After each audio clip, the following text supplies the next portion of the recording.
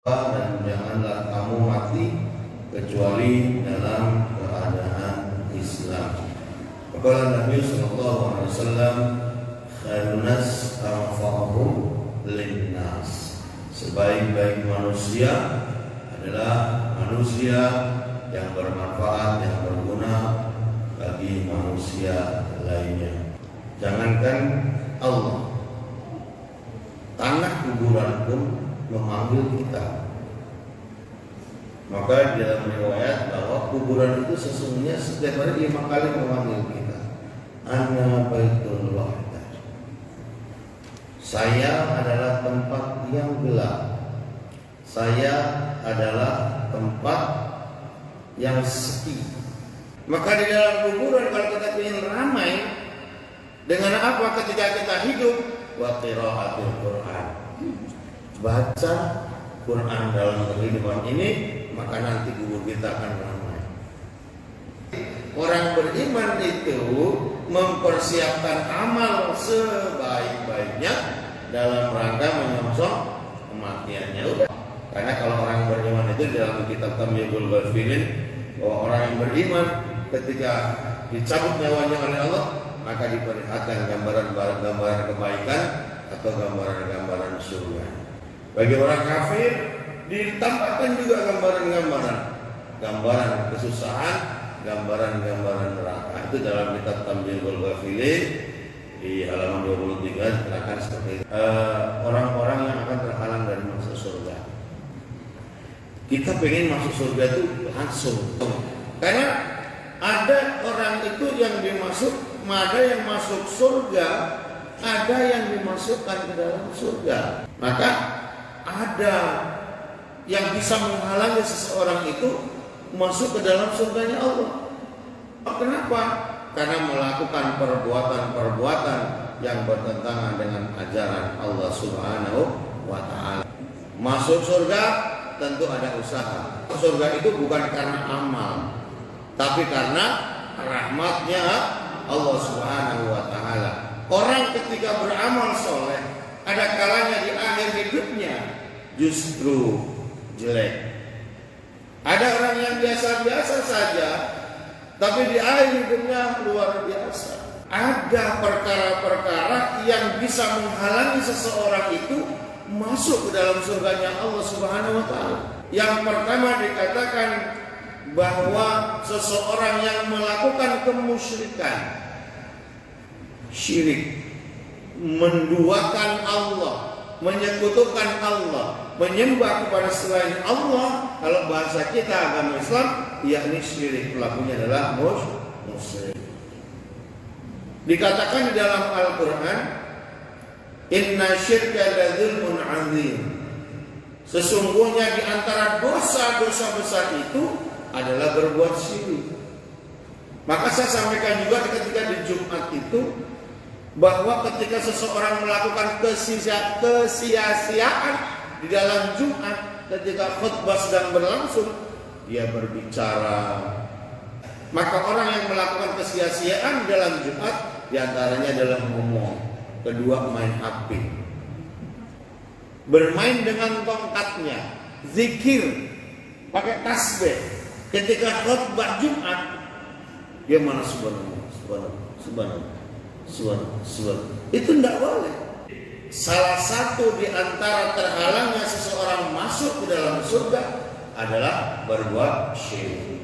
Ketika dia belum bertobat sampai di akhir hayatnya, meninggal dunia, maka dia terampuni. Karena apa? Syirik adalah dosa di antara dosa yang paling besar, mensekutukan Allah.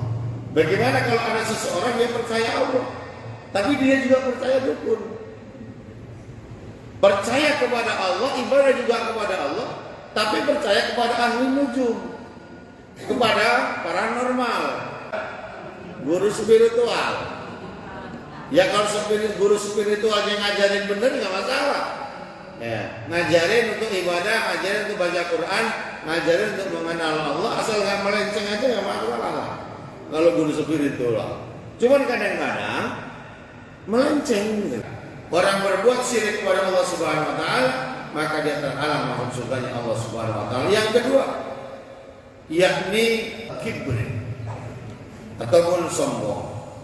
Sombong merupakan sifat yang sangat tercela. Saking tercelanya dapat menyebabkan tertutupnya pintu surga. Maka dikatakan Nabi sampai menyebabkan tertutupnya pintu surga bagi pelaku kesombongan. La yadkhulunal jannah man kana fi qabrihi misqalu dzarratin min kibrin. Kata Nabi, tidak akan masuk surga. Tidak akan masuk surga seseorang yang di hatinya tertanam kesombongan meskipun sebesar biji zarah.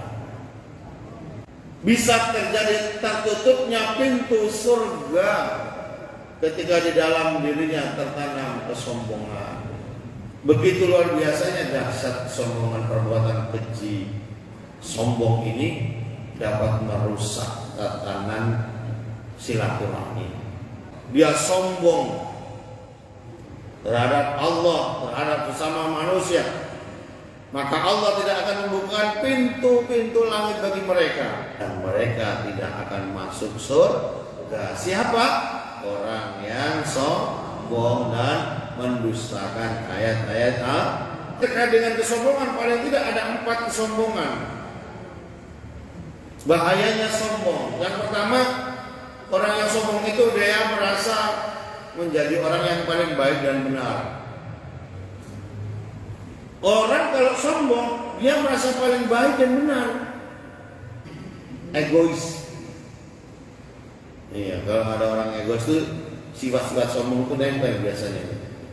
Orang yang egois maunya menang sendiri. Egois dia, ingin menang sendiri.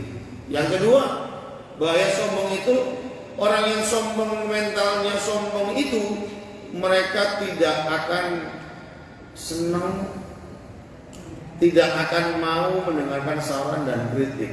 Yang ketiga, orang sombong itu, bahaya sombong itu, dia tidak senang terhadap kesuksesan orang lain.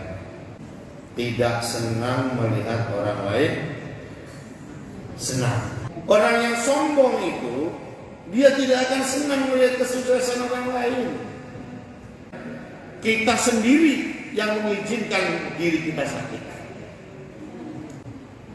Kita yang mengizinkan hati kita sakit itu kita loh.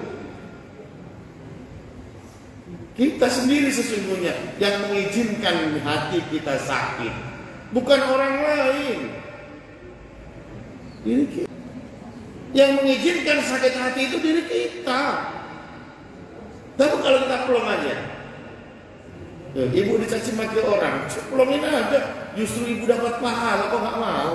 Ibu dapat subsidi amal ibadah dari orang yang mencaci maki ibu, kok nggak mau?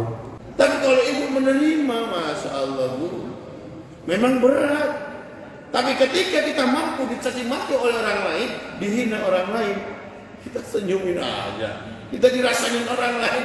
Alhamdulillah ya Allah, Engkau melalui lisan orang yang mencaci maki saya, Engkau transferkan pahala dari orang yang mencaci maki saya. Dan sudah jelas dalam hadis juga, innal muflisa min ummati may ya'ti yaumil qiyamah. Nanti orang-orang yang menzalimi saudaranya, maka dia akan habis dengan amal ibadahnya, walaupun sholat, walaupun zakat, walaupun puasa. Nanti di hadapan Allah dari tipis habis amal ibadah. Makanya udah pelongin aja bagi kita ini. Orang mau benci, orang mau fitnah, mau orang apa, biarin aja, senyumin aja. Tapi kalau kita balas juga, ya sudah, gegobawah sampai bawah.